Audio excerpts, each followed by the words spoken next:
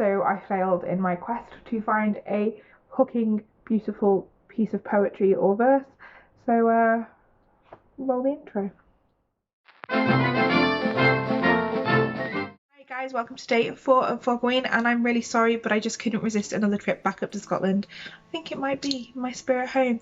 And today we will be talking about the Ben Nighe. The Ben Nighe, the washerwoman at the ford, is a female spirit in Scottish folklore. Regarded as an omen of death and a messenger from the other world, she is seen wandering, haunting desolate streams and pools, washing the blood-stained clothing of those who are about to die.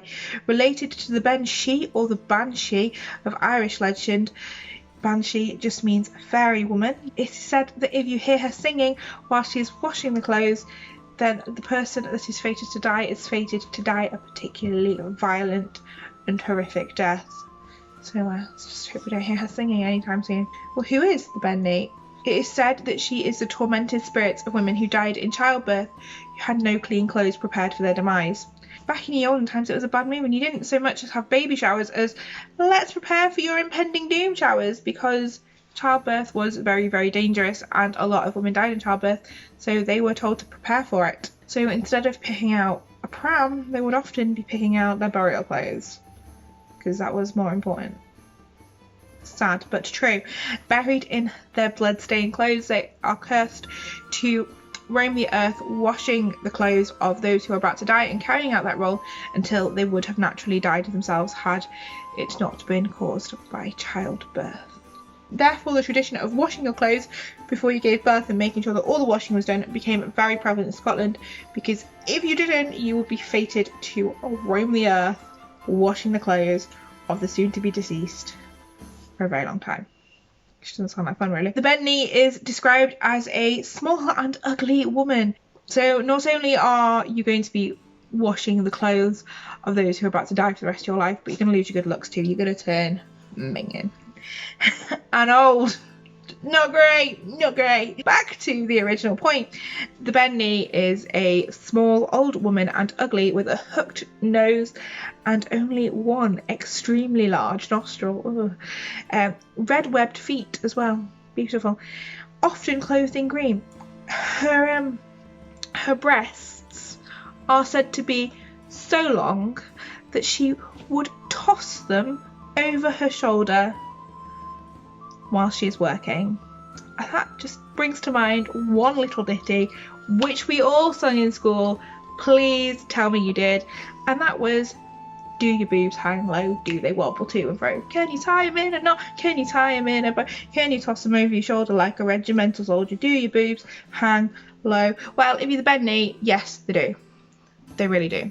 And I realise I have just appallingly sung a really bad ditty on the interwebs, but you know, let me know if you enjoyed it.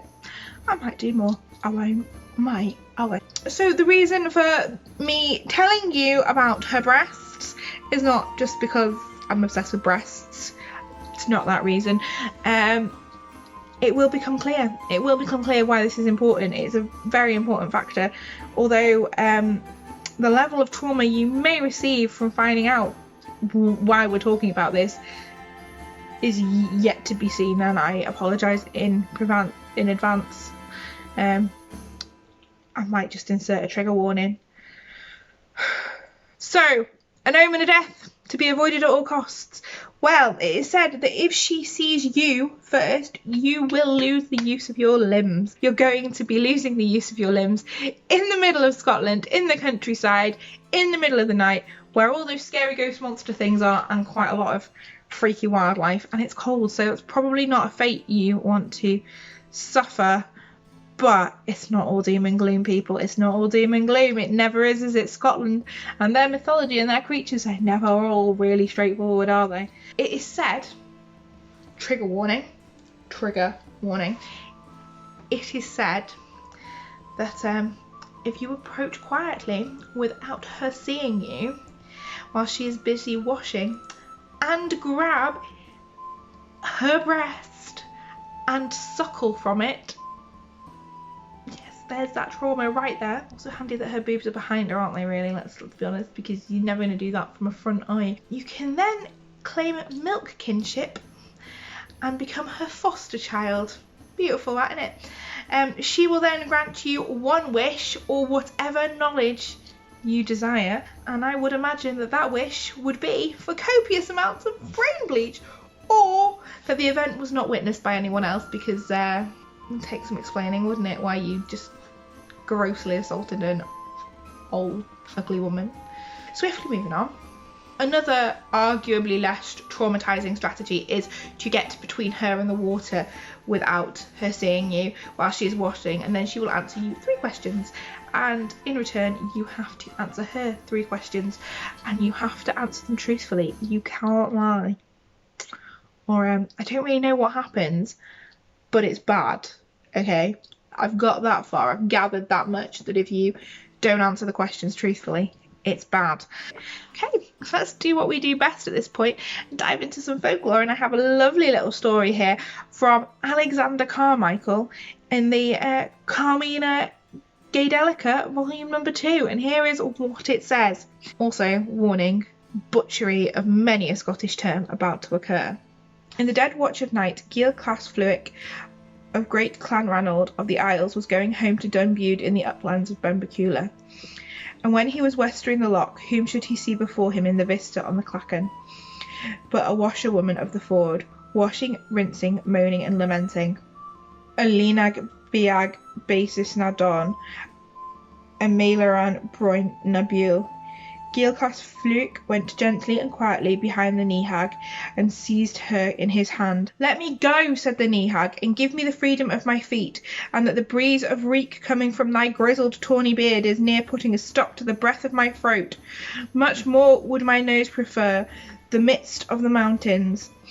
"I will not allow thee away," said Gilclas Fluic, "till thou promise me my 3 choice desires." "Let me hear them, ill man," said Nihag.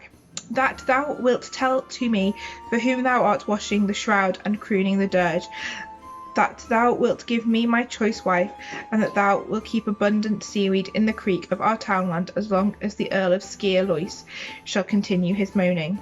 "I am washing the shroud and cleaning the dirge for great Clanranald of the Isles, and he shall never again in his living life of the world go thither nor come hither across the clachan of Dunbude." Gilclas Fluic threw the shroud of death into the loch on the point of his spear, and he flew home hard to the bedside of Clanranald.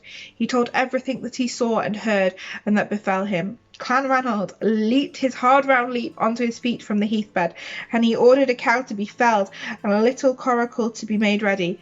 A cow was felled accordingly, and a little coracle was constructed, in which Clanranald went from the island over the loch to the mainland, and he never again returned Dunbude in the upland on Benbecula. Another legend goes, a maiden from Cromarty was walking along a path by the side of the Loch Slin on one Sabbath morning. After turning the corner, she saw a tall woman standing on the water knocking clays on a stone with a bludgeon. On a nearby bleaching green she observed more than 30 smocks and shirts, all smeared with blood. Shortly following the appearance of this figure, the roof of Fern Abbey collapsed during the worship service, burying the congregation in the debris and killing 36 people. Historically, the roof Abbey did collapse in 1742, and the death toll was reckoned at nearly 50.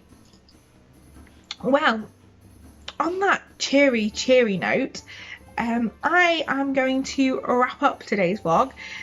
Short and sweet, I know, but emotionally scarring. And I warn you to exercise caution as you stumble back to your lodgings from a Kaylee next time, and go quietly so as not to be seen. Keep on top of your laundry, and like, subscribe and say hi in the comments, and I will see you all tomorrow. Bye!